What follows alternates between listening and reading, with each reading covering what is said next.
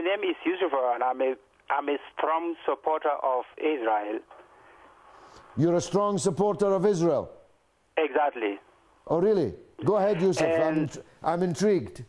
I believe, George, you are part of the problem why there is not going to be any peace at all in Israel. Yeah. Yes. Tell me why, Yusuf. I'm part of the problem, my goodness. Yeah, Who because, knew? I think that propaganda is not going to lead us anywhere. We must speak the truth, George. And yeah, I believe. Yusuf? Yes, I believe propaganda is not going to lead us anywhere, and we have to speak the truth when it comes to Israel. And let's speak the truth then. Go ahead. Speak your truth. Every particular answer has to correspond either to the empirical form of measurement or to logical reasoning process. And the naked truth about who actually is occupying whose land, and has to cohere and not incohere with history, archaeology, theology, and logics. And you know, from the historical point of view, that land belongs to Israel. From theological point of view, it belongs to Israel. From archaeological point of view, it belongs to Israel. And now, the very fact that once a debate has been established on false, that debate is already lost and won. There is no such thing called Palestinian. You know it. You smile in it. You know these are invented peoples. They never belong to that land. And from the theological point of view, they are Muslims. They are not atheists.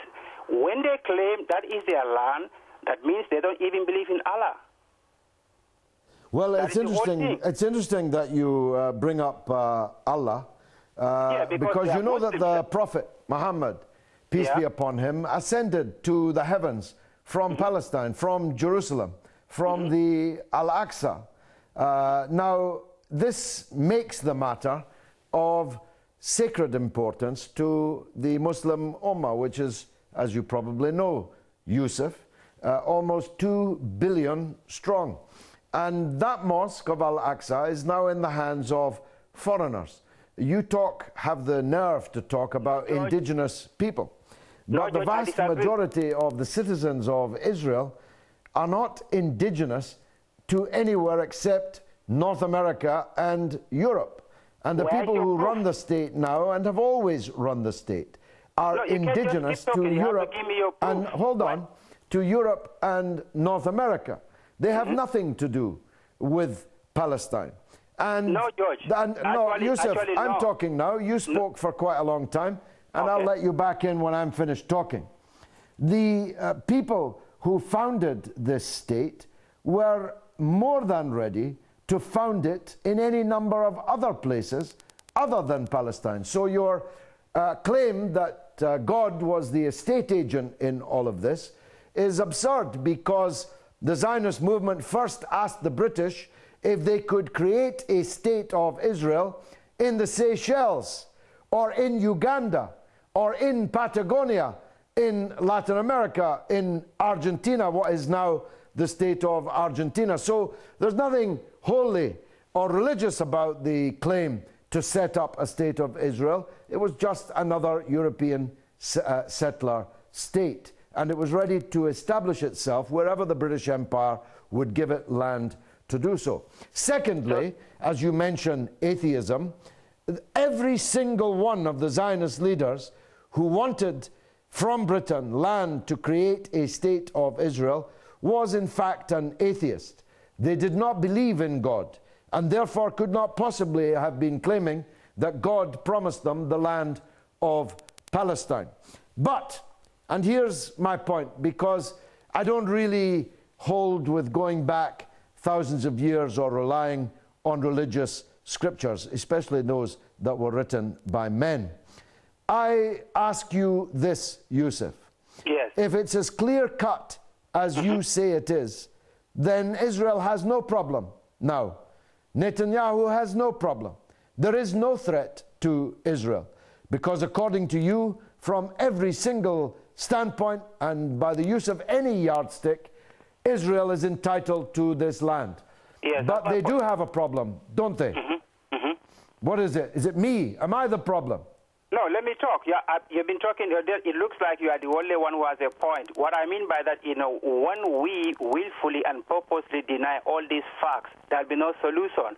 The only solution is we have to go back to history to know where we are and where we are from and where we are and where we are heading to.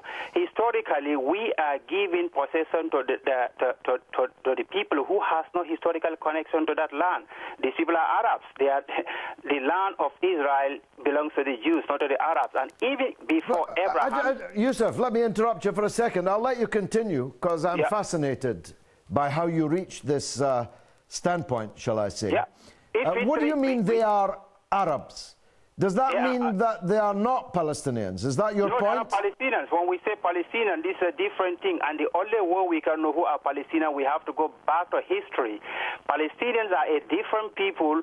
We know in 585 BCE they are... No. Look, we don't have enough time to bog ourselves down in 585 BC.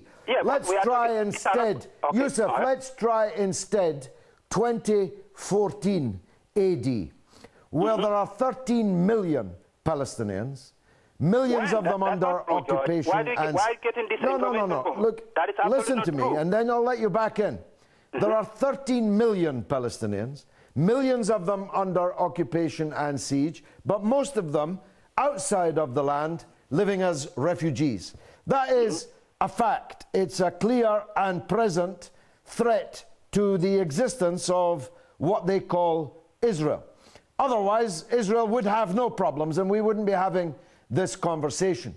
So these real, live, 13 million Palestinians either live in Palestine or are demanding the right to return to Palestine.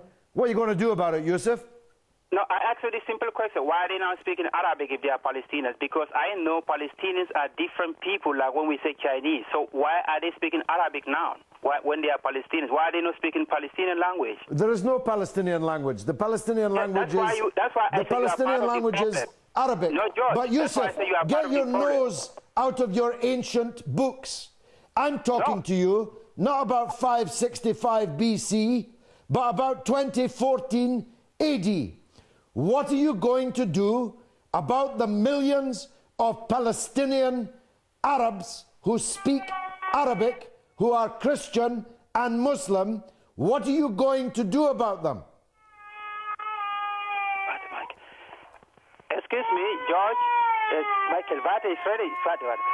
I think that's the heavens crying, Yusuf. Nobody can take much more of your obscurantism.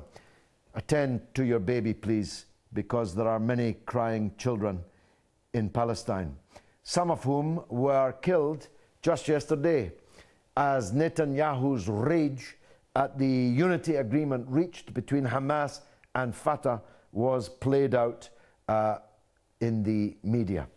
Israel immediately launched its airstrikes, which killed and maimed many, most of them children, in the northern part of Gaza.